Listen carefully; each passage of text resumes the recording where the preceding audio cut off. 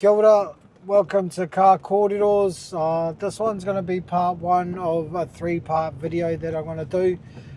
Just talking about my experience in prison, then talking about when I was on EM bail waiting to be sentenced, and now being on Home D. Why I want to talk about this now is come Thursday next week, that's me done, my bracelet comes off and my sentence is finished. I feel it fitting now to have this corridor, finish it off there, because once that bracelet comes off for me, I want to leave that person behind.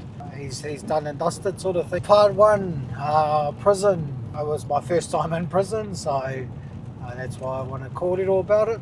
We'll just start from going from processing. So you go, I was in the cells in Hastings, was in there overnight.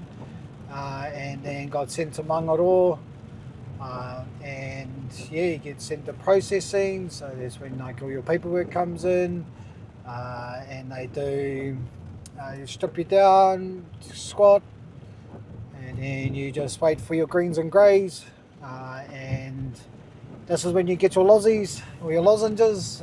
So for anyone that don't know what they are, is the nicotine lozenges.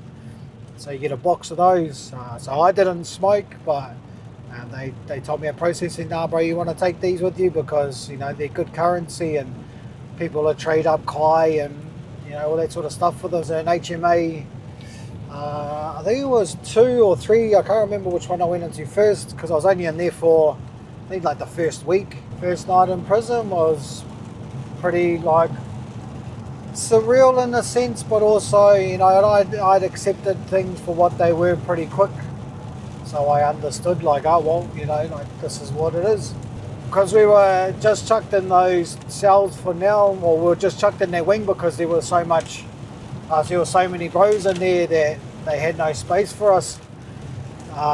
We were only let out an hour, I think like hour and a half a day for those first couple of days, just because it was split regime. Then we were accused and the rest of the wing was convicted, so they couldn't have us out together. Man, I apologise if the rain is hard out, but it's raining hard out. Going from never been in prison to actually being in prison, like I'd been locked up in the cells a couple of times, but that was nothing to actual prison. So this is where the lozzies came in, or the lozenges, is you have your little window by your dorm and you can talk to the other people that are out at that time, and that's where the trades came in. Cordial, noodles, biscuits, just different Kai. And yeah, being new, it was like all good because I didn't have anything and I didn't know what to do, so just trading them out. That was all good. And then my cellmate, he got bail, and so I was able to take his lozzies as well, so I was pretty stocked up with those. Then I got moved down to A1, which was a lot better because it was still split regime, but we were allowed out 3 hours a day, and there was more bros in there, so I was able to be out with more people and talk to them and start understanding what was going on. Yeah, so the first couple of weeks was just getting used to being in prison. So this was the time where I started utilising what I learned from my life coach. I used to write down my proud ofs, my grateful fors, my day really. Started to write down what I wanted to see for my future, what I wanted to do once I got this out of the way. I was only in prison for 6 weeks. Story's pretty short, but it's a life experience that I will always hold on to, because it was a place that I never wanted to go back to. It wasn't a hard wing to be down. Everyone kind of got along. I think it was just in a sense that we're all stuck in prison, so why make life harder? You know what I mean? Don't get me wrong, there was a couple of incidences. A fella was running his mouth and he got checked for it. But apart from that, it was pretty cruisy. We used to work out every day, which was mean. Kai wasn't too bad, like this is where your Pt.1s were quite important. Your outside support sending you some money so you could buy your shop. Found out that noodles were on. Those are the best things ever. You could buy some lollies and some biscuits in that. We had a bro in there that made these mean ass cakes. Oh, I found that milk powder was not the one. You know, I know a lot of bros that have been inside, they always say milk powder, bro, to bulk up and that. But when I first tried it, it just tasted like how a dairy farm smelt. You know, that's what it tasted like for me, so that was a no. Yeah, most of the guys that we got given were pretty good. I kind of got over porridge though, because we used to get our breakfast later because it was split, and so the porridge would be gluggy, but I used to have Weet-Bix anyway. My most enjoyable workout was the cards. So you take a deck of cards, you have 4 exercises. Obviously we were quite limited, so we had pull-ups, burpees, dips, squats or some variation of squats.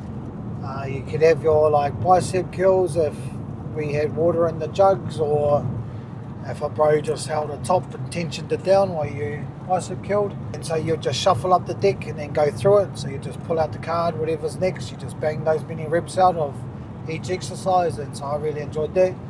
And then we had core after that, so you had 100 of each exercise of core. And so I really enjoyed those ones. It's quite cool to see how creative bros can get when you're limited down to just bare basics. TV, I mean, like every cell had a TV. What was the big one was a remote. If you had a remote, you were on. Again, bros were creative and they'd hook up a bit of a string and have something on the end that was hard enough for them to pull across and hit the channel buttons. My last, I think it was week or so, they chucked the TVs up on the wall behind this big ass metal frame, which kind of sucked because in some of the cells where they put them up on the wall, it was flat, and so you couldn't really see it lying down anymore.